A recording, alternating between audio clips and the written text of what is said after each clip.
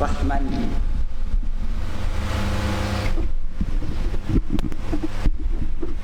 Siapa semua? Siapa?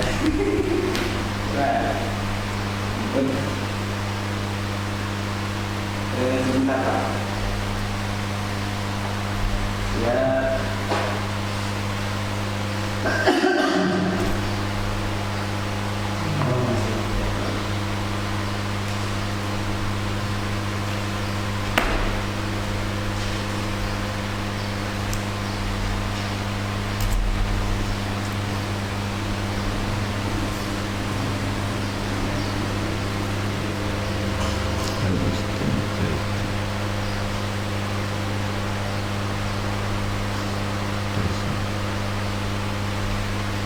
Masih ada delay sedikit.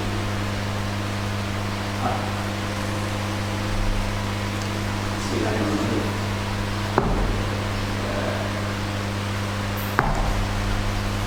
Saya nyebut siswa ya, siswa-siswi sekalian. Betul? Itu ya bahasanya. Ya, bismillahirrahmanirrahim. Assalamualaikum warahmatullahi wabarakatuh. Alhamdulillahi rabbil alamin, wassalatu wassalamu ala asyrafil anbiya'i wal mursalin wa ala alihi wa ashabihi ajma'in. Rabbi israh li sadri wa yassir li amri wahlul 'uqdatam min lisani yafqahu qawli. Para siswa-siswi sekalian, mari pertemuan ini diawali dengan bacaan Ummul Kitab. Kita tujukan kepada orang-orang tua kita, kepada bapak-bapak guru kita, kiai-kiai kita, wabil khusus pengarang kitab Jurumiyah dan Syarhul Jurumiyah, dan segenap para pengarang kitab Nahwu Shoroh. Ila hadratin Nabi Mustafa sallallahu alaihi wa alihi wa ashabihi. Lahumul Fatihah. A'udzu billahi minasy syaithanir rajim. Bismillahirrahmanirrahim. Alhamdulillahi rabbil alamin. Ar-Rahmanir Rahim. Maliki yaumiddin. Iyyaka na'budu wa iyyaka nasta'in. Ihdinas siratal mustaqim. Siratal ladzina an'amta 'alaihim ghairil maghdubi 'alaihim waladdallin. Amin. Wa ila abaina wa ummahatina wa jaddatina wa ajdatina wa ikhwanina wa akhwatina وأعمامنا وأماتنا وأخواننا وخالاتنا ومشايخنا مشايخ مشايخنا وأهل مشايخ وأهل مشايخنا وخصوصا إلى مؤلف الجرمية وشرح الجرمية وإلى جميع أهل القبور من المسلمين والمسلمات والمؤمنين والمؤمنات. اللهم اغفر لهم وارحمهم وعافهم واعف عنهم. Bilkhusus para pendiri ma'had.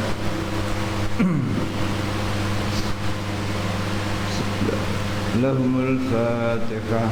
A'udzu billahi minasy syaithanir rajim. Bismillahirrahmanirrahim. Alhamdulillahi rabbil alamin. Ar-Rahmanir Rahim. Maliki yaumiddin.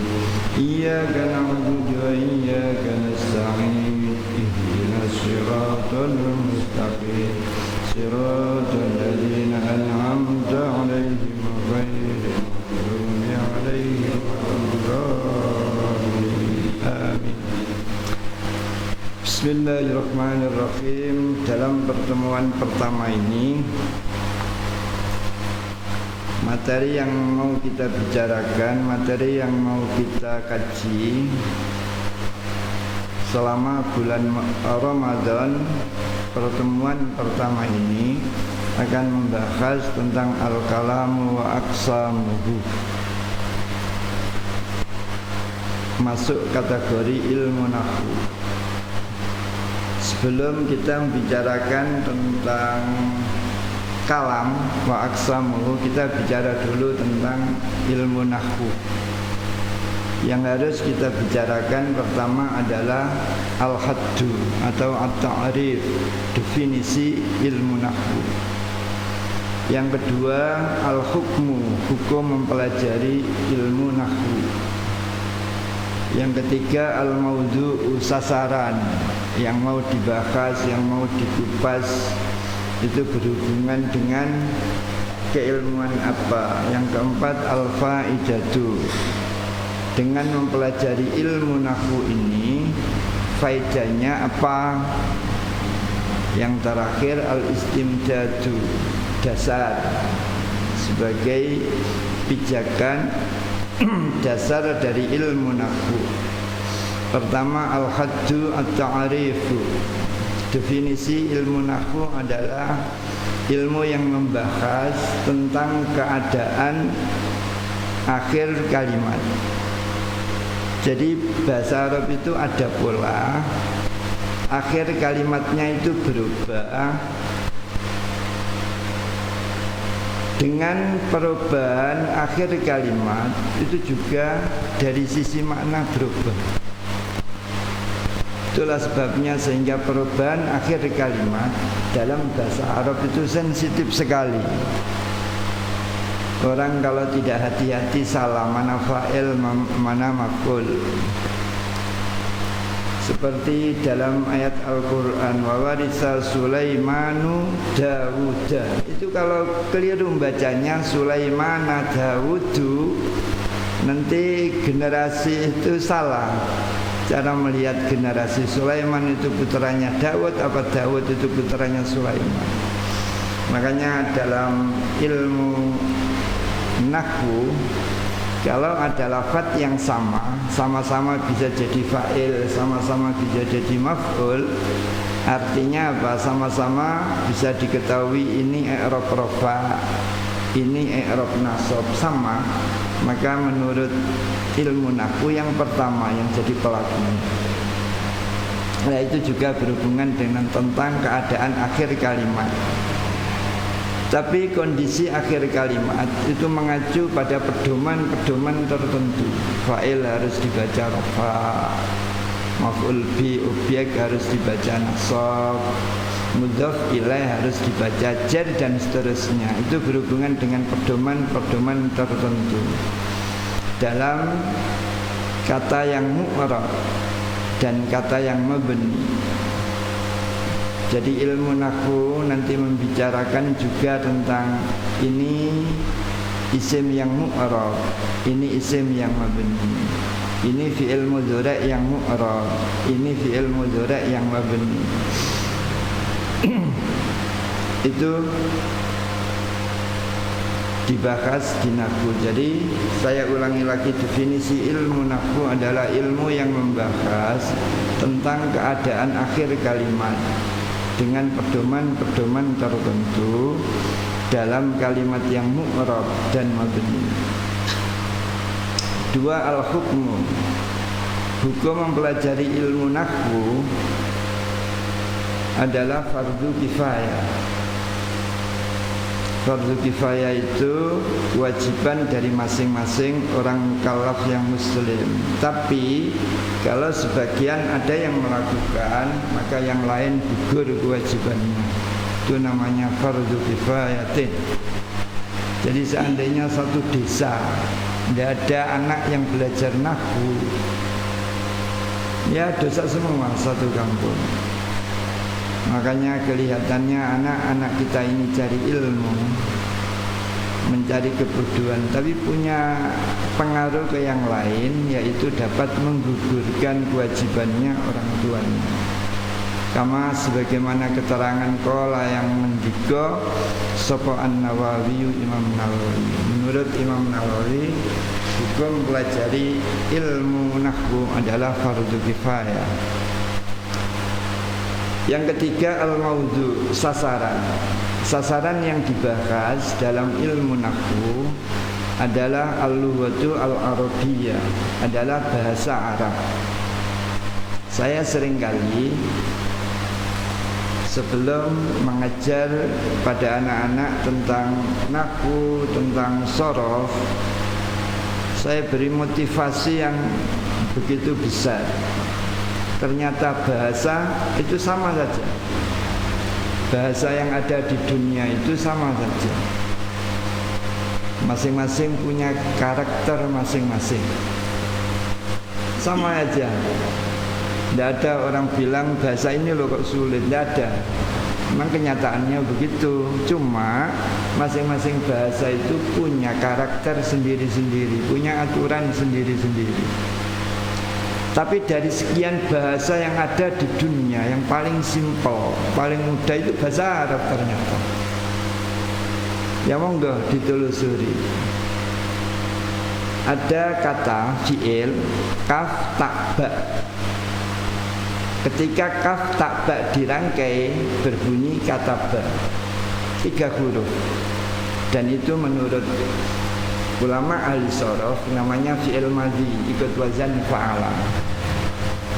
Kalau ditelusuri dari makna, diterjemah dari bahasa apapun, lebih praktis bahasa Arab. Kalau diterjemah dengan bahasa Jawa, wis itu sudah 3 huruf itu, wis. Moco wong lanang siji. Padahal kata ba itu hanya 3 huruf. Kalau diterjemah oleh bahasa Indonesia tetap masih praktis bahasa Arab. Kata ba sudah menulis seorang laki-laki, padahal cuma 3 huruf. Tidak bisa melawan. Kalau diterjemah dengan bahasa manapun, bukan terjadi 3 huruf, tadi beberapa kata. Makanya orang yang sedang belajar bahasa Arab, khususnya nahwu shorof, memang butuh waktu panjang. Memang awal-awal susah, tapi kalau sudah faham betul, tidak mungkin bisa lupa. Karena bahasanya itu praktis. Dan ketika dibikin pola dari kata ba tadi, dibikin fi'il mudhari', dibentuk masdar, dibentuk isim fa'il, dibentuk isim maf'ul, dibentuk fi'il amar, terus zaman makan, terus isim alam. Tidak boleh menghilangkan jejak dari kaf tak ba. Ketika ditasrif kata ba ya tubuh, masih ada kaf dan tak. Kaf tak ba masih ada. Itu yang saya katakan bahwa al-lughatu al-arabiyyah adalah bahasa yang sederhana, praktis, dan muatan maknanya dahsyat sekali. Itulah bahasa Arab. Saya tempoh hari ketemu teman saya yang sekolah di Timur Tengah. Ternyata orang itu kalau bahasa Arabnya bagus, maka bahasa-bahasa yang lain itu cara mengucapkan jauh lebih bagus. Jadi standarnya itu bahasa Arab. Makanya oleh nahwu, oleh para ulama shorof, diteruskan oleh para kiai-kiai, oleh para guru-guru kita, orang belajar shorof itu harus dihafalkan dulu. Tasrif istilahi, fa'ala yaf'ulu fa'lan wa maf'alan, dan seterusnya. Dilatih. Kalau perubahan kata itu sudah familiar, maka mudah nanti masuk beberapa kaidah dan seterusnya. Jadi cara membaca bahasa Arab itu sudah bagus, maka bahasa yang lain mudah katanya. Yang keempat, al-faidatu. Faidah mempelajari ilmu nahwu. Faidahnya adalah menjaga lisan maupun tulisan. Jadi di samping menjaga lisan maupun tulisan dari kesalahan. dalam berbicara salah, dalam menulis salah. Kalau dua ini salah, maka maknanya, maksudnya, karena lafaz itu melambangkan makna. Nah, kalau sudah membacanya salah, maka maknanya lebih salah lagi. Dan juga untuk memahami Al-Quran dan Al-Hadis, karena Al-Quran dan Al-Hadis adalah termasuk al-lughatu al-arabiyyah. Yang terakhir al-istimdadu. Dasar pengambilan ilmu nahwu itu pertama adalah dari kalamul arabi. Jadi pembicaraan orang-orang Arab. Maka apabila ada di nazam kok jamak, itu rujuknya bisa ke al-arabu, orang-orang Arab, atau bisa kembali ke an-nahwiyun, orang-orang nahwu bikin rumusan, atau as-sarfiyun, orang-orang ahli sarf bikin rumusan, atau fuqaha dan seterusnya.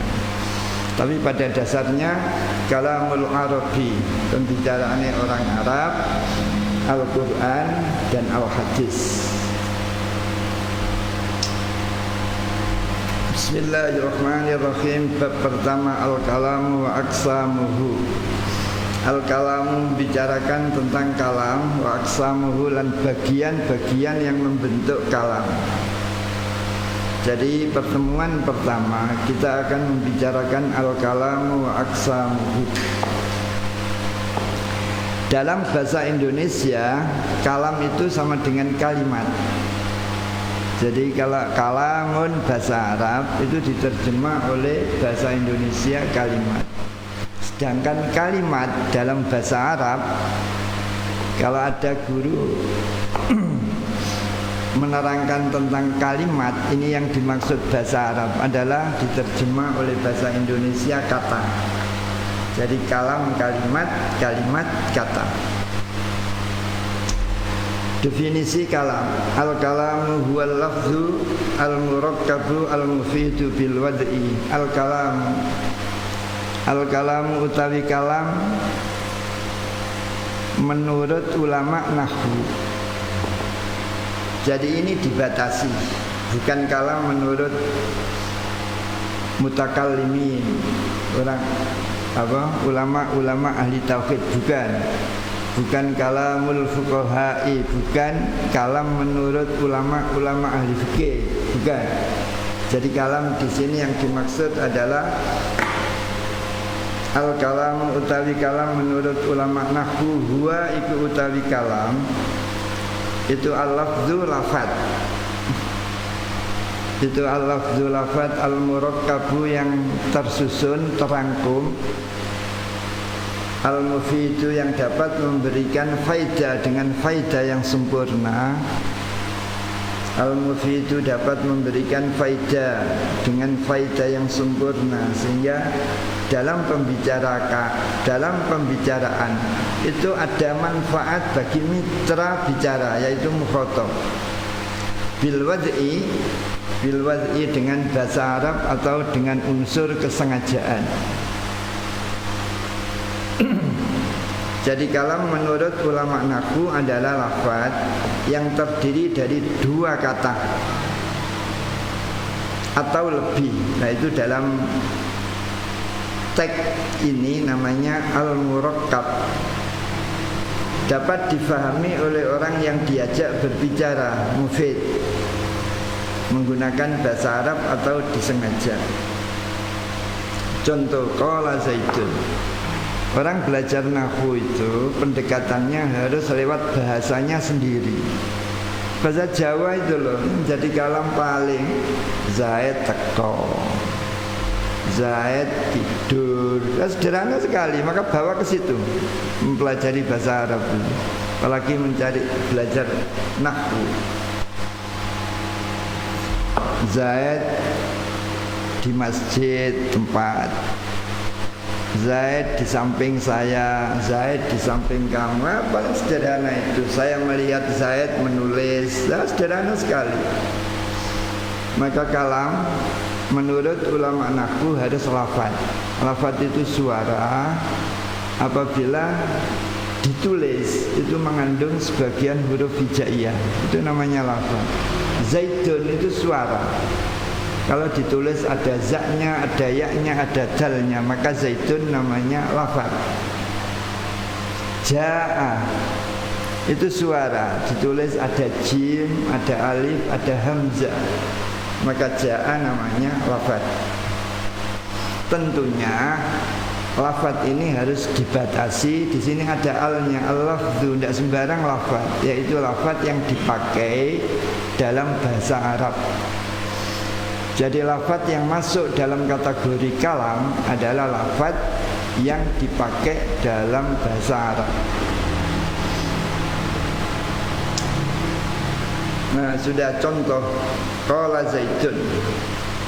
Qala wis ngomong sapa Zaidun Zaid. Qala sudah berkata sapa Zaidun Zaid. Dua kata, qala dan Zaidun. Ini qala Zaidun. Bahasa Indonesia itu tidak ada bahasa kata kerjanya didulukan. Bukan kok bicara sopo, tidak ada bahasa Indonesia begitu. Maka kalau menterjemah qala harus diterjemah menurut bahasa yang menterjemah. Maka qala Zaidun itu terjemahnya Zaid telah berkata, bukan berkata Zaid. Tidak ada bahasa Indonesia begitu. Bahasa Jawa juga tidak ada. Yang ada Arab, fi'il, fa'il, mubtada, khobar, itu bahasa Arab. Qala wis ngomong sapa Zaidun Zaid. Qala wis berkata sapa Zaidun Zaid. Yang kedua Zaidun qailun. Zaidun utawi Zaid iku qailun, orang yang berkata. Dua kata ini, Zaidun qailun. Yang ketiga qara'a Zaidun al-Qur'ana. Qara'a wis maca sapa Zaidun Zaid al-Qur'ana ing Qur'an. Tetap terjemahannya Zaid telah membaca Al-Qur'an, bukan membaca sapa, bukan. Nah itu. Sehingga kita belajar bahasa Arab, belajar nahwu itu diupayakan pendekatannya menggunakan bahasa kita sendiri dulu, biar mudah. Penjelasan qala Zaidun. Qala Zaidun berupa lafaz terangkum dua kata, yaitu qala dan Zaidun. Nah, dua kata ini harus masuk rumusan pedoman, harus berupa fi'il fa'il. Di sini qala Zaidun, fi'ilnya mana qala, fa'il pelakunya mana Zaidun, dapat difahami orang yang diajak berbicara. Seandainya ada orang tanya kita, siapa sih ngomong begini? Oh Zaid, qala Zaidun.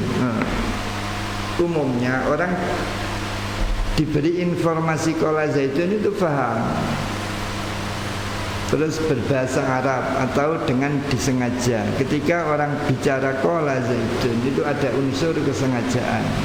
Sehingga gimana kalau ada orang tidur ngomong qala Zaidun, tidak dianggap kalam, karena tidak ada unsur kesengajaan. Sampai gitu di nahwu itu membicarakan tentang hal-hal yang berhubungan dengan kaidah. Yang kedua Zaidun qailun. Zaidun qailun berupa lafaz terangkum dua kata, yaitu Zaidun dan qailun, yang membentuk susunan mubtada dan khabar lainnya. Mubtada belum dibicarakan sudah disinggung. Makanya bagi siswa-siswi sekalian, kalau Anda menuntut ilmu, jangan tidak masuk kelas, jangan tidak masuk sekolah. Karena kadang-kadang ilmu 6 bulan yang akan datang itu sudah diterangkan sekarang. Nah ini mubtada. Padahal mubtada itu harus melewati, harus sudah bicara fi'il fa'il dulu, fi'il naibul fa'il dulu, baru bicara mubtada khabar. Nah ini mubtada itu yang diinformasikan, dan khabar adalah informasinya. pendekatannya bahasa Jawa. Zaid itu loh pintar, itu jadi mubtada khobar. Bapak Zaid itu loh kiai, mubtada khobar, dan seterusnya. Pendekatannya harus lewat bahasa kita, bahasa Jawa, bahasa Indonesia, dapat difahami oleh orang yang diajak berbicara. Seandainya ada orang tanya saya, siapa yang ngomong kemarin itu, saya kok tidak kenal orang. Oh, Zaidun Qailun. Bahasa Arab disengaja. 3. Qara'a Zaidun Al-Qur'an. Qara'a Zaidun Al-Qur'an adalah berupa lafaz terangkum 3 kata, yaitu qara'a, Zaidun, dan Al-Qur'an. Fi'il, fa'il, dan maf'ul bi. Ada kata kerjanya, ada pelakunya, ada objeknya. Siapa yang baca Zaid? Baca apa? Al-Qur'an. Dapat difahami oleh orang yang diajak berbicara. Umumnya orang memberi informasi, Zaid baca apa? Qara'a Zaidun Al-Qur'an. Faham? Paling tinggal pertanyaannya begini, itu tiap malam apa enggak baca Qur'annya? Tinggal itu. Kalau ada pertanyaan di luar, kalau ada jawaban di luar pertanyaan, atau ada pertanyaan di luar permasalahan, itu berarti dia sudah paham. Tanya hal yang lain, seperti bapak kamu itu loh datang nyambangi kamu, pertanyaannya paling tinggal begini, sekarang di mana? Itu berarti kan paham, mufid. Nyatanya dia tanyanya itu ada hubungannya dengan kefahaman ketika menerima informasi bahwa ayahnya datang.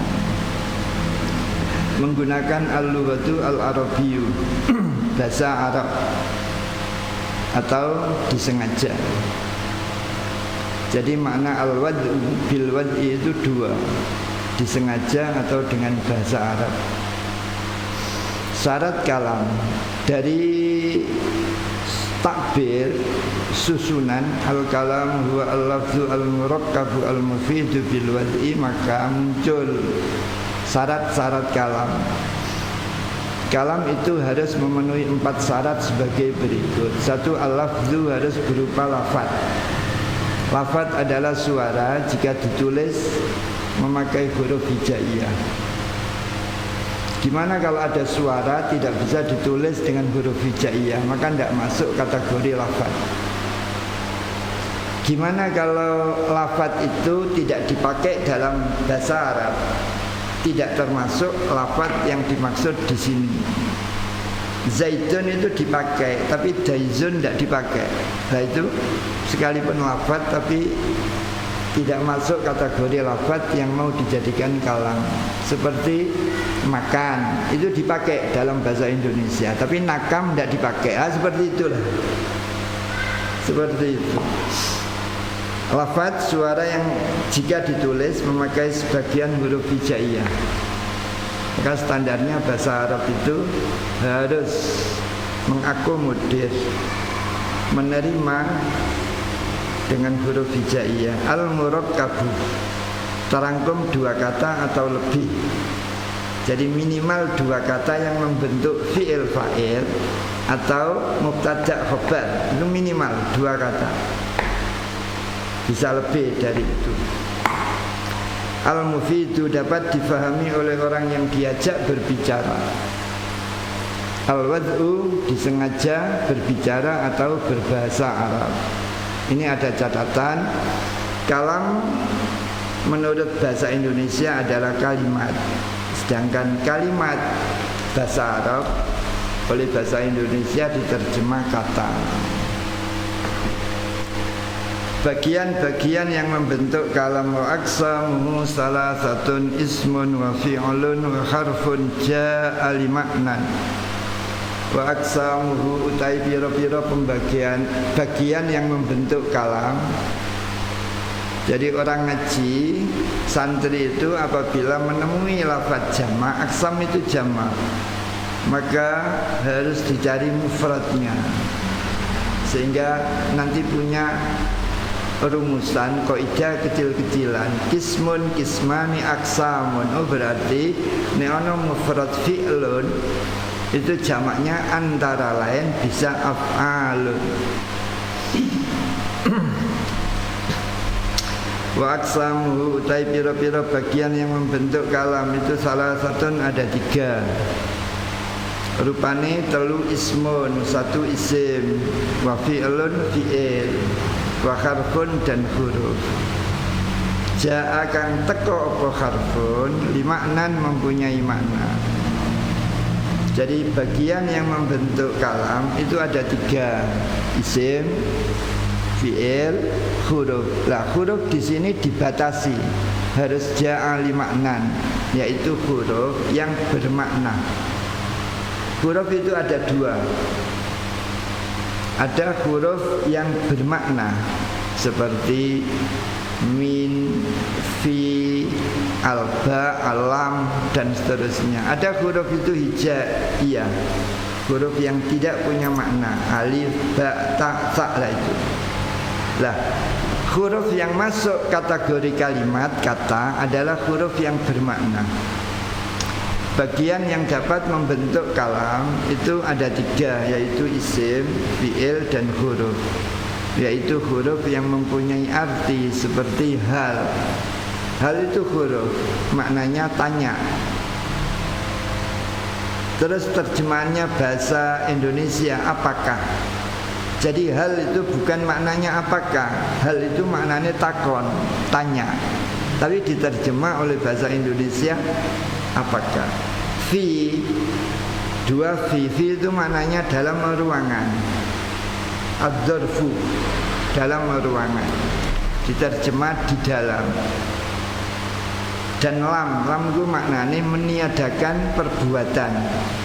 Jadi an-nafyu, meniadakan lam itu diterjemah bahasa Jawa enggak, diterjemah oleh bahasa Indonesia tidak. Tapi lam di sini maknanya an-nafyu, meniadakan. Kamu sudah makan? Kamu makan apa enggak? Enggak. Enggak. Lam.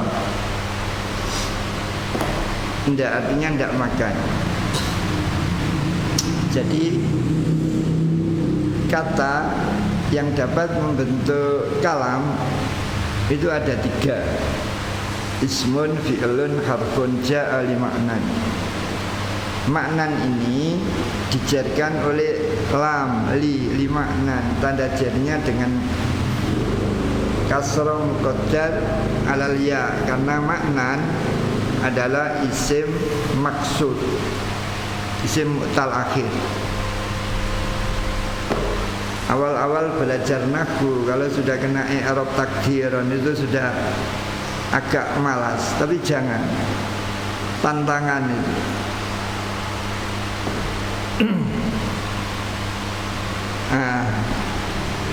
Terus kita tadi sudah diterangkan secara global bahwa bagian-bagian yang membentuk kalam ada 3, ismun, fi'lun, harfun. Maka masing-masing ini harus dijelaskan dulu. Pertama isim, kata benda. Isim itu diterjemah oleh orang-orang kata benda, karena fi'il nanti kata kerja, huruf ini kata penghubung apa kata depan. Isim, definisi isim adalah kata yang menunjukkan arti dengan sendirinya. Isim itu sebuah kata yang mempunyai arti dengan sendirinya, tanpa dijelaskan yang lain itu sudah punya makna. Upama kita punya teman bilang, bapak saya baru membeli sepeda motor, sekalipun tidak tahu paham sepeda motor itu gitu. Bapak saya baru membeli mobil, sekalipun tidak tahu paham dia mobil. Nah itu namanya menunjukkan arti dengan sendirinya, dan tidak ada makna waktu di situ. Tidak menunjuk makna waktu. Kenapa waktu ini dibawa-bawa, dipakai untuk mendefinisikan isim lah? Karena fi'il nanti menunjukkan makna waktu. Biasanya orang mendefinisikan kan gitu. Anak kecil tanya, ini mas apa mbak? Oh mas, kalau kau tahu rambutnya pendek, ini siapa mbak, rambutnya panjang. Lah seperti itulah. Yang penting bisa membedakan itu selesai. Ini mbak karena pakai melar, ini mas karena tidak pakai melar. Lah itu. Yang penting selesai cara membedakan. Maka di sini isim adalah kata yang menunjukkan arti dengan sendirinya dan tidak disertai arti waktu yang lampau, sekarang dan yang akan datang. Contoh rajulun. Rajulun itu isim menunjukkan makna manusia. Rajulun ini seorang laki-laki. Farasun isim menunjukkan arti binatang, maknanya kuda. Masjidun menunjukkan arti tempat, masjid. Qalamun menunjukkan arti alat, pena. Jadi 4 kata ini sudah mewakili. Jadi semua kata yang menunjuk makna manusia, makna binatang, makna tempat, makna alat, ini bisa dikatakan isim. Contoh di atas secara garis besar sudah mewakili kata benda. 2. Tanda-tanda isim. Karena kalimat ini ada 3, maka perlu diberi tanda. Tanda itu menetapkan sesuatu, berdampak bisa membedakan sesuatu yang lain. Itu tanda. Tanda itu harus menetapkan sesuatu. Sehingga kita sering kita punya buku 2, kok podo ini, akhirnya terus diberi tanda, oh ini buku ini buku ini, karena setelah disampuli itu sama, maka diberi tanda. Nah, itu namanya tanda. Tanda. Fal ismu yu'rafu bil khafdhi wat tanwini wat dukhulil alifi wal lami wa hurufil khafdhi. Fal ismu mangka utawi isim, karena tadi sudah diterangkan secara global, maka di sini dijelaskan secara rinci, maka menggunakan fa. Lah fa ini namanya fa li tafsil, fa untuk menjelaskan dengan rinci. Fal ismu mangka utawi isim iku yu'rafu bisa ditandai apa huwa isim. Iku yu'rafu bisa ditandai apa huwa al-ismu, ditandai bil khafdhi dengan i'rab jar. Kenapa i'rab jar ini dipakai tanda isim? Nah, karena fi'il mudhari' tidak bisa kemasukan i'rab jar. Sederhana kok ini. Makanya banyak yang bilang bahwa kitab Jurumiyah Mukhtasar Jiddan disari dengan Syarhul Jurumiyah. Itu penyajiannya sederhana sekali. Tapi ternyata banyak orang besar dari kitab ini. Banyak orang besar dari kitab Mukhtasar Jiddan atau Jurumiyah ini. Sederhana. Fal ismu mangka utawi isim iku yu'rafu bisa ditandai apa huwa al ismu bil khafdhi dengan i'rab jar wa tanwini tanwin. Wa dukhulil alifi wal lami dan masuknya alif lam al. Wa hurufil khafdhi dan masuknya beberapa huruf jar. Tanda isim adalah menerima salah satu i'rab jar, tanwin, kemasukan alif lam al dan kemasukan huruf jar. Contoh, tanda isim 1 menerima i'rab jar. Contoh Zahaba ibnu Zaidin. Zahaba ibnu Zaidin. Zaidun itu bisa dibaca dun dan din. Itulah yang saya katakan tadi.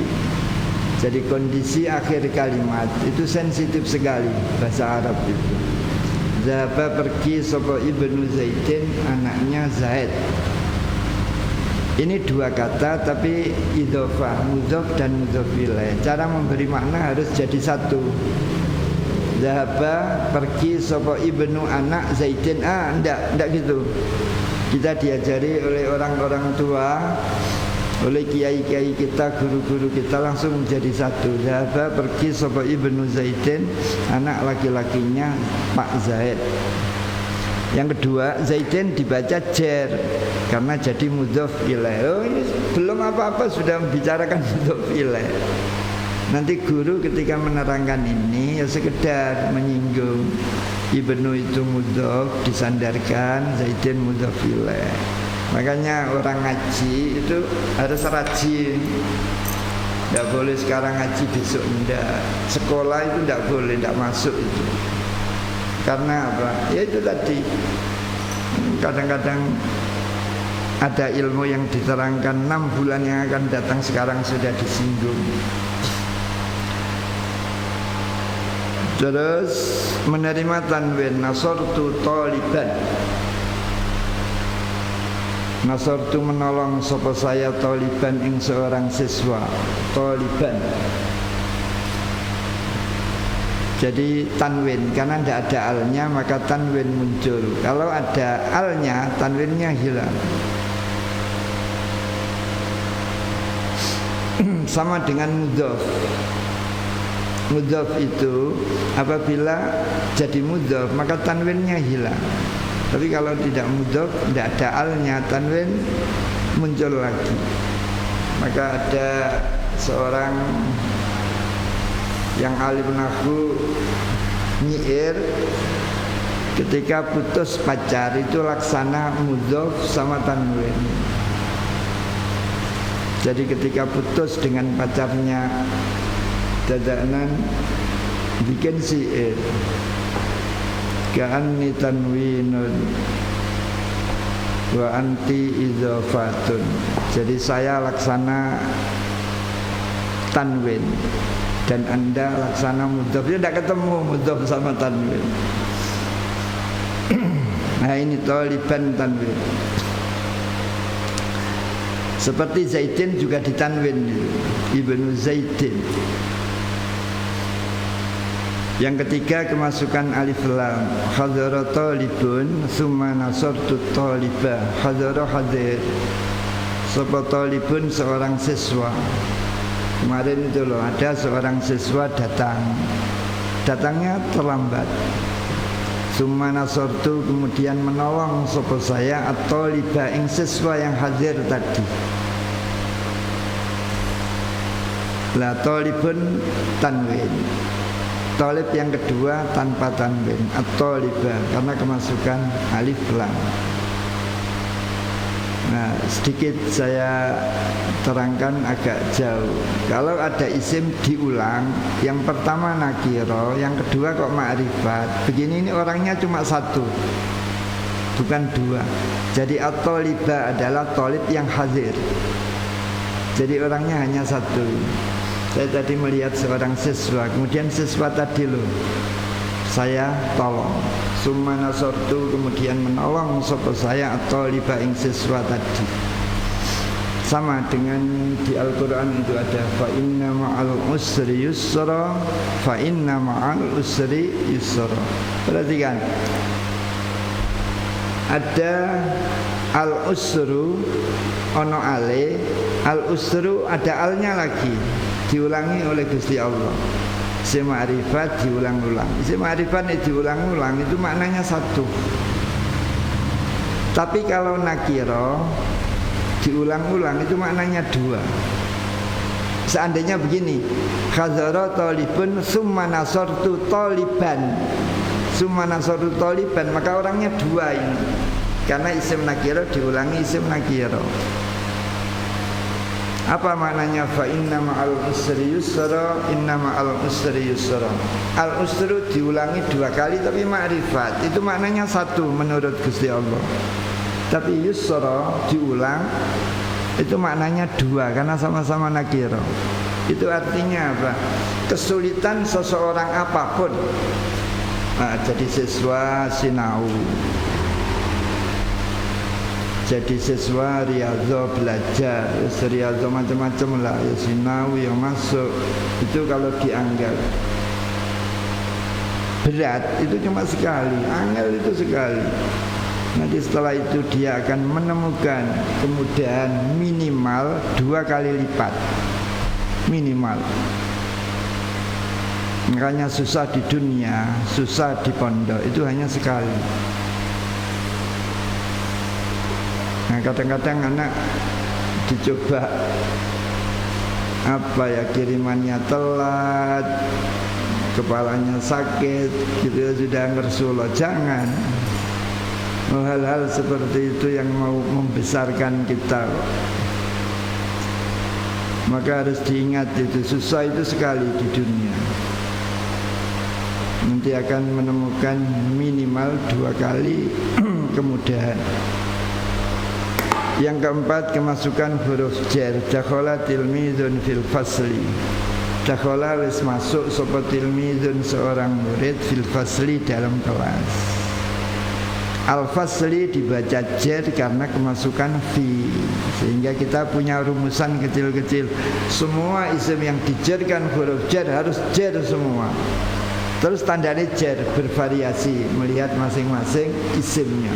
Penjelasan Zaidin isim, sebab menerima i'rab jar menjadi mudhof ilaih, dapat dipakai sandaran oleh Ibnu tadi. I'rab jar dijadikan tanda isim sebab tidak masuk di fi'il. Kenapa i'rab jar dipakai tanda isim? Ya karena tidak bisa masuk pada fi'il mudhari'. Taliban isim sebab dapat menerima tanwin. Tanwin dijadikan sebagai tanda isim karena tanwin tidak bisa masuk di fi'il. At-taliban isim menerima alif lam. Alhamdu itu isim. Nah makanya hafalan kamu dalam juz amma itu dijadikan kaidah. Alhamdu isim itu ono alaiha gitu loh, dan seterusnya. Maka karena kitab nahwu jurumiyah ini tidak memakai nadhom, maka harus cerdas yang diajarkan ini. Apa saja ya? Ayat bisa dijadikan contoh jadi kaidah. Hadis bisa dijadikan contoh jadi kaidah. Bahasa Arab apa saja yang dihafalkan. Kadang dungo dihafalkan bentuk kaidah dan seterusnya. Karena kita sudah tidak menghafal nazomnya, maka hafalan Anda, saya suka ini ayat didudukkan sebagai contoh keilmuan nahwu sehingga jadi kaidah. Mau cawai kalau soalnya ganjaran, apalagi dihubungkan dengan sebuah keilmuan, nambah numpuk-numpuk ganjaran. Di Tebuyirang, saya dulu pun tidak kemana-mana kok. Sekolah itu di Tebuyirang, tidak ada hafalan di sana itu. Harus hafal nazom ini tidak. Ya diajar alfiyah, tapi tidak disuruh menghafal.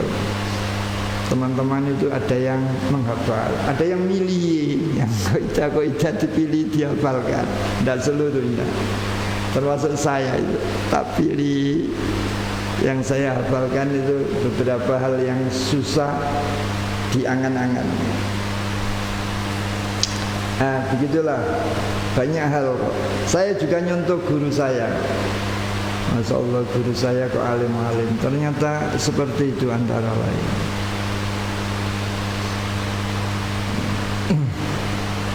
Isim yang dibaca jar itu kan cuma contohnya Bismillahirrahmanirrahim. Kan cuma itu contohnya. Ismi dijarkan oleh ba. Allahi lafzul jalalah dijarkan karena mudhof ilaih. Ar-Rahmani Ar-Rahim karena mengikut. Jadi 3 itu isim dibaca jar. Kita kalau mendudukkan bismillah itu sebagai kaidah dalam nahwu, maca oleh ganjaran dari sisi maca kalamullah, dari sisi keilmuan ya oleh ganjaran. Terus yang ketiga ikut menjaga Al-Quran. Sing jaga Al-Quran iya Gusti Allah, tapi kan melibatkan kita semua. Makanya ayatnya inna nazzalna dzikra, inna pakainya muazzim nafsahu. Caranya kan ini, tapi inna Gusti Allah itu. Inna satamna kami kunazzalna nurunkan sapa kami. Artinya apa? Iya sing nurun aku. Wa inna lahu lahafizun. Kami juga menjaga. Iya aku sing jaga tapi awakmu melok kata Allah. Makanya Allah menggunakan bahasa inna nahnu, melibatkan kita. Mudah-mudahan kita, keluarga kita, anak-anak cucu kita, mudah-mudahan dititipi oleh Gusti Allah ilmu dan ikut-ikut menjaga ilmu. Amin amin ya rabbal alamin. Saya itu kalau sudah bicara ilmu, masya Allah, desa bisa bagus. Punya harapan desa ini mau bagus kalau anak-anak mau menuntut ilmu. Kota juga bisa jadi kota, bisa diinformasikan kepada kota-kota yang lain. Selama di kota itu anak-anak masih mau menuntut ilmu, kita masih punya harapan. Tapi kalau sudah tidak mau menuntut ilmu, masya Allah. Terus At-Talibah isim kemasukan Al-Fasli isim sebab kemasukan menerima pengaruh huruf jar. Ketika ada fi menjadi Al-Fasli isim itu. Di samping huruf jar masuk itu mempengaruhi. Jadi asalnya Al-Faslu menjadi Al-Fasli. Huruf yang mengejarkan isim. Kadang-kadang saya tanya, menggelitik di hati saya ini, kenapa sih huruf jar ini kok didulukan? Kayaknya pengarang, ulama-ulama ahli nahwu itu menerangkan bahwa tidak semudah itu kalimat berubah. Harus ada yang bikin berubah. Nah, itu namanya amil yang bikin berubah.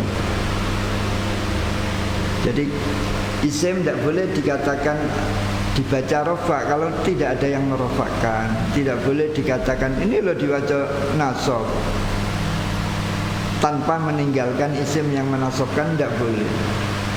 Maka huruf jar didulukan oleh pengarang ini antara lain apa? Bahwa kalau ada isim yang dijarkan, mesti ada yang mengejarkan. Nah itu maunya gawin kaidah dengan isim yang nasab. Isim yang dibaca nasab juga ada yang menasobkan. Isim yang dibaca rofa juga ada yang merofakkan. Kira-kira begitu. Wa ya utawi huruful khafzi. Wa ya utawi huruful khafzi. Begini bahasa Arab itu. Kalau ada jamak ghairul aqil, huruf harfani huruf itu jamak taksir, tapi ghairul aqil tidak berakal, maka kata gantinya adalah mufrad muannas wahiyah.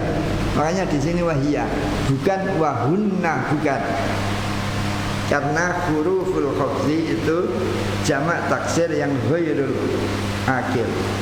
Wahiyah utawi huruful khafzi iku min wa ila dan ila wa an wa ala dan ala wa fi dan fi wa rubba dan wa rubba wal ba'u. Perhatikan,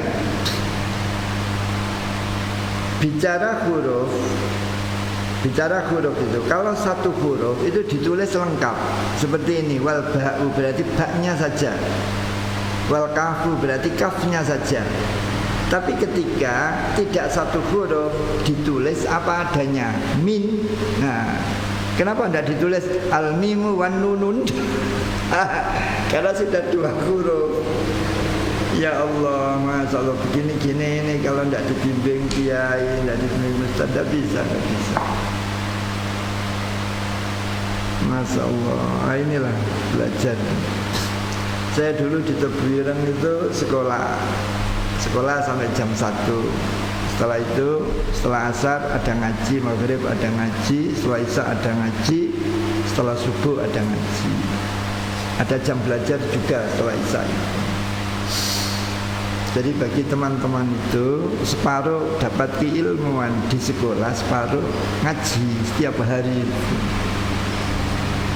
Sehingga pembelajaran di pondok itu umumnya separuh di sekolahan, separuh ngaji. Dan ngaji setiap hari. Masya Allah, kadang-kadang informasi keilmuan itu ya Allah diperoleh dari ngaji tadi. Kok idenya tadi di sekolahan, aplikasinya di ngaji. Makanya pondok itu harus disetting itu, yang ngaji ya sekolah. Ini yang membesarkan mereka. Wes warubba wal ba'u ba wal kafu kaf wal lam dan lam wa huruful qasami. Wa huruful qasami lan pira-pira huruf yang bermakna sumpah. Wa hiya, huruf ini jamak, kata gantinya hiya. Wa hiya utawi huruful qasami iku al-wawu wawu. Kenapa ditulis lengkap? Karena pemakaiannya hanya satu huruf. Wal ba'u ba wa ta'u ta. Wa hiya utawi huruful khafdi iku min. Wa ila dan ila, wa an dan an, wa ala dan ala, wa fi dan fi, wa rubba dan rubba, wal ba'u ba, wal kafu dan kaf, wal lamu lam, wa huruful qasami lan pira-pira huruf yang bermakna sumpah. Wa hiya utawi huruful qasami iku al wawu wawu, wal ba'u ba, wa ta'u ta. Huruf jar. Huruf jar adalah satu min. Min itu diterjemah oleh bahasa Indonesia dari. Min itu maknanya memulai. Subhanalladzi asra minal masjidil haram ilal masjidil aqsa. Jadi Nabi Muhammad Isra itu dimulai minal masjid ilal masjid, menuju ke masjid. Sehingga banyak orang mengartikan minal masjid ilal masjid itu artinya dari hati yang bersih. Menuju hati yang bersih, karena masjid itu tempatnya orang ibadah, duduk tempatnya orang bal-balan. Ilah itu maknanya tujuan, notok dari tujuan itu ilah. Diterjemah bahasa Indonesia kepada ilal masjidil aqsa. Jadi ilal masjidi sampai notok menuju masjid al-aqsa. Aqsa maknanya sudut kota ya.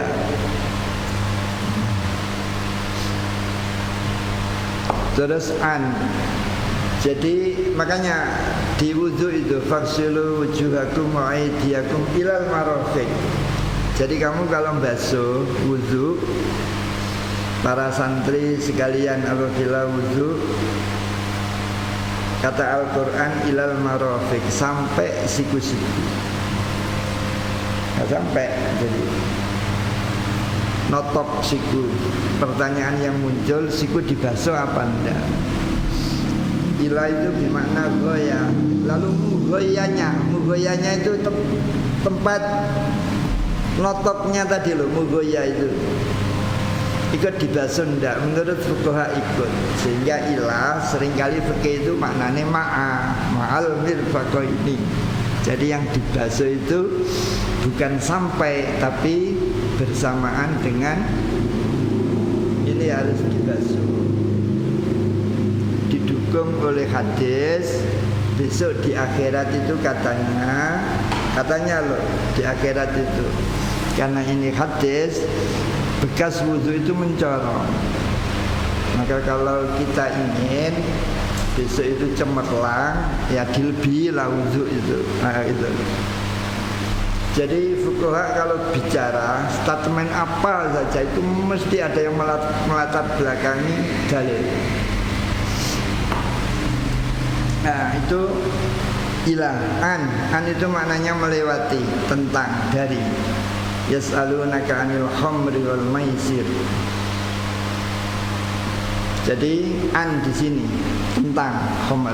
Dulu sahabat-sahabat tanya pada Rasulullah, yas'alunaka 'anil khamri wal maisir, qul fihima. Tapi kalau tanya tentang Gusti Allah langsung dijawab Allah sendiri. Tapi kalau tanya tentang sesuatu, Nabi Muhammad jawaban. Bagus ini. Tapi kalau soal tauhid, Allah sendiri. Wa idza sa'alaka ibadi anni fa inni qarib. Tidak ada kul. Tidak ada gitu. Inni qarib. Itu artinya apa? Tauhid itu tidak boleh katanya orang. Kita ini harus tanamkan loh. Allah itu satu. Allah itu zat yang duluan, tidak ada yang mendahului. Allah itu yang paling akhir, tidak ada yang mengakhiri. Kita ini kalau tidak menetapkan Allah itu sebagai Tuhan yang memelihara alam sekalian, itu bermasalah loh. Karena manusia sudah tidak mampu. Manusia loh tidak mampu. Siapa yang mampu? Apalagi kita kalau melihat orang hamil, ya Allah, hamil. Ada yang 2 kilo, 3 kilo. Tidak ada ikatannya loh. Kok bisa nerapung ini kalau tidak? Ya Allah. Baru itu. Kalau kita tidak yakin kalau Allah itu ada, itu salah kita itu. Karena kita sudah tidak mampu kita ini. Ayo serahkan siapa? Apalagi kita melihat air hujan. Kok iso banyu demen dhuwur nasib mari ngono. Iku teknologine piye Gusti Allah itu. Masya Allah. Maka apabila orang tidak bertuhan itu lebih bermasalah lagi. Lah Tuhan itu harus satu, biar berkuasa penuh. Nah, kalau Tuhan ono loro ya tukaran gitu. Gak berkuasa. Wes itu barangkali terlalu jauh. Anil khamri wal maisir. Gus, biasanya saya khamr itu saya terangkan pada anak-anak. Khamr hal-hal yang masuk sensitif di masyarakat itu serius Allah. Khamr termasuk khamr. Khamr itu 3 kali cara pelarangannya karena budaya Arab saya tidak tahu persis waktu itu. Kayaknya kok